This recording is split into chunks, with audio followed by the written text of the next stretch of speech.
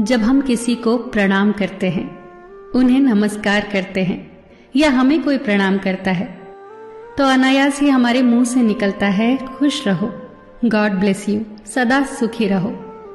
ये जो प्रणाम के उत्तर में हमारे मुंह से निकलते हैं ना, ये कोई साधारण शब्द नहीं है। ये दुनिया के सबसे कीमती शब्द हैं। आजकल हम इन बातों को महत्व देना बंद करते जा रहे हैं, पर यकीन मानिए, जो प्रणाम के जवाब के रूप में आशीर्वाद हमें मिलता है या हम किसी को देते हैं, वो 100% चमत्कारिक शब्द होते हैं, बेशकीमती शब्द होते हैं। एक बहुत प्यारी कथा कहने जा रही हूं। महाभारत का युद्ध चल रहा था।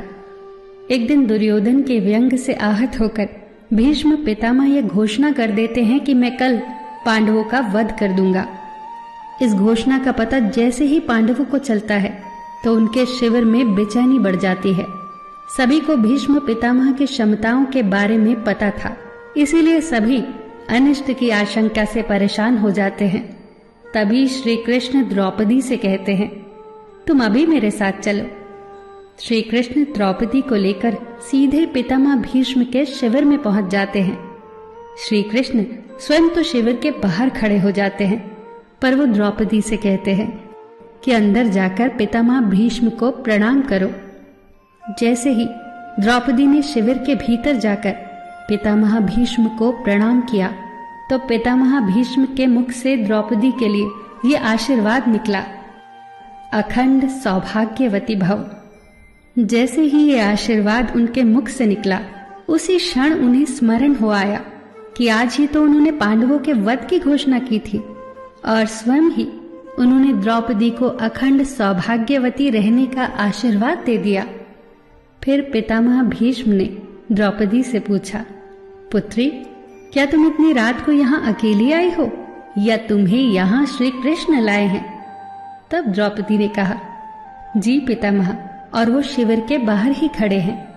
शिविर से बाहर निकलकर दोनों ने एक दूसरे को प्रणाम किया और पितामह भीष्म ने कहा, मेरे एक वचन को मेरे ही दूसरे वचन से काटने का काम केवल कृष्ण ही कर सकते हैं।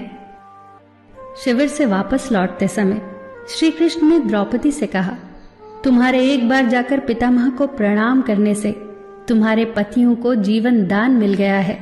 अगर तुम प्रतिदिन भीष्म, धृतराष्ट्र, द्रोणाचार्य आदि को प्रणाम करती होती और दुर्योधन, दुशासन आदि की पत्नियां भी पांडवों को प्रणाम करती होती, तो शायद इस युद्ध की नौबत ही न आती।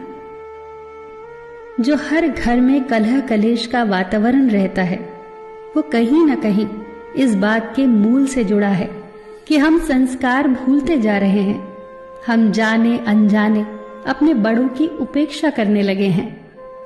याद रखना कि हर चीज पैसे से खरीदी नहीं जा सकती, और ये भी याद रखना कि हर बात का जवाब गूगल से नहीं मिलता। उसके लिए बुजुर्गों के पास भी बैठना पड़ता है। शरीर की खुराक के साथ साथ हमारी आत्मा को भी खुराक चाहिए, जो संस्कारों से हमें मिलती है। हम भूलते जा रहे हैं आशीर्वाद के महत्व को। आशीर्वाद एक कवच की तरह होता है, जो हर बाधा से हमारी रक्षा करता है। कितनी सुंदर बात कही है किसी ने। प्रणाम अनुशासन है, प्रणाम शीतलता है, प्रणाम आदर सिखाता है, प्रणाम से सुविचार आते हैं, प्रणाम झुकना सिखाता है, प्रणाम क्रोध मिटाता है, प्रणाम आंसू धो देता है, प्रणाम अहंकार मिटाता है, प्रणाम हमारी संस्कृति है। आप सभी को मेरा सादर प्रणाम।